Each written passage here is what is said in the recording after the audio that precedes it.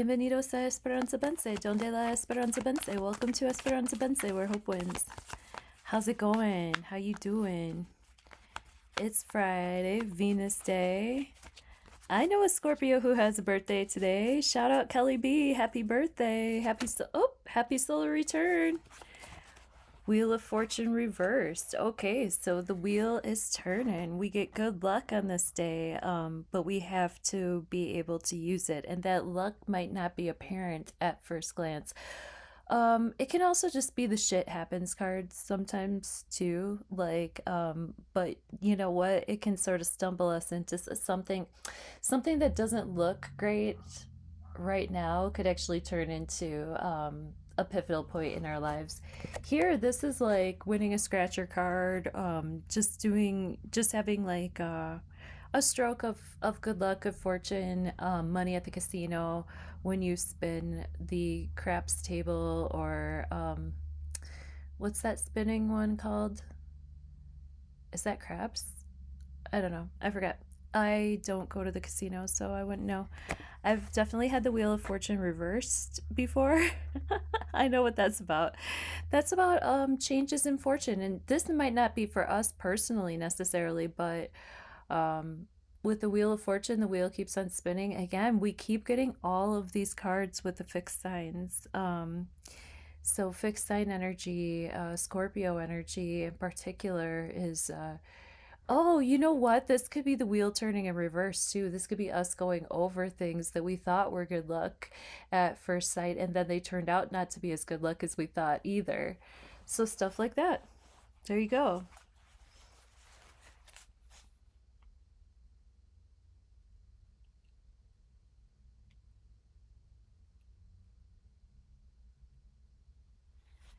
Thank you for fine-tuning your free will and intuition with me. Hit the links somewhere around here if you, or below in the description box if you want to know more about how this energy could be affecting you personally, or if you would like a personal reading. I do virtual readings, and you can catch me every Monday through Friday on these quick hits. Near past, present tense, near future, twice a month too, on new and full moons. This next new moon, I have a saucy scorpionic surprise because Scorpio is in my fifth house, so I'm feeling a little creative. And so is a friend of mine. And that's all I will leave you with right now. Keep tuning in. Eight of Swords reversed, King of Cups reversed, and Emperor reversed, and Wheel of Fortune reversed. Wow. I think that this entire reading really speaks on stuff that we thought was going to be, and then it isn't. You know what I mean? Luckily, with the Wheel of Fortune turning and with our luck changing, whether it seems to us to be for better or for worse, we're making a turnaround in the way that we speak to ourselves, and we're realizing that our words really do matter, and that the way that we speak to ourselves and have our internal dialogue really does affect the outcome. With the King of Cups reversed, this is Scorpio energy, Cancer energy, Pisces energy, water energy in reverse. So that means that we need to work on the ways in which we manage our emotions. We're getting a better hold on how we use our words and how we use our thoughts and how we sort of quote unquote predict things, or speak things or write things into existence. But with the King of Cups reverse, this is Scorpio energy getting a little too watery. You know, we have that trine going on right now between Mars and Mercury in Scorpio, Jupiter in Cancer, and then Saturn and Neptune up there in Pisces. And sometimes that can be an overflow of water, especially with Saturn and Neptune in Pisces. That Saturn in Pisces can be overly paternal, overly emotional, on a overly cut off too, because Scorpio can also be extremely like cut you off and just withdraw type energy.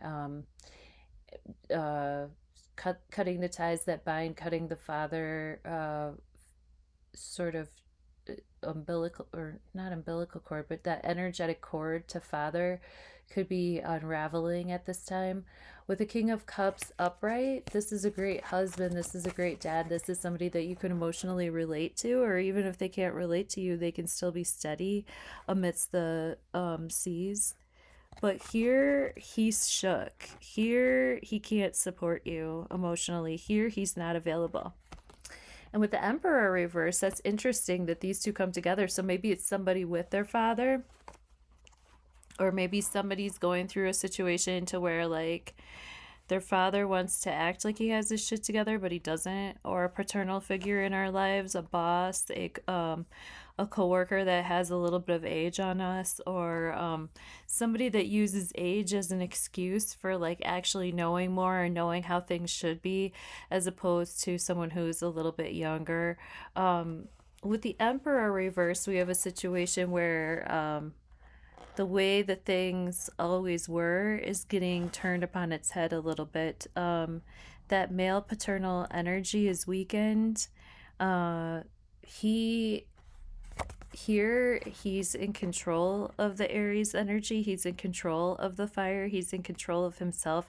He still might be angry, and he still might have a temper, but he doesn't lash out as profoundly as he did in his youth, when maybe he was more like a King of Wands character. But here with the Emperor reverse, now we're delving into areas where this paternal figure could be more on the controlling side, or maybe since they're losing control, they're grasping for control, it might be coming out in wayward ways. So that could be the wheel in general spinning. I think that this is talking about current events, to be quite honest. I feel like people who are in charge are I think that we need to really understand what we're speaking to ourselves, and that we do deserve to get ourselves out of these binds, out of these ties that binds, out of these mental binds, and get ourselves back to the castle where we belong, you know? So that's what I have for Venus Day, a bunch of male energy. Go figure. Um, but Venus in Scorpio is definitely going to highlight the depths and the darkness of the divine feminine and masculine energies that exist within us all, right? All right. Love you. Bye.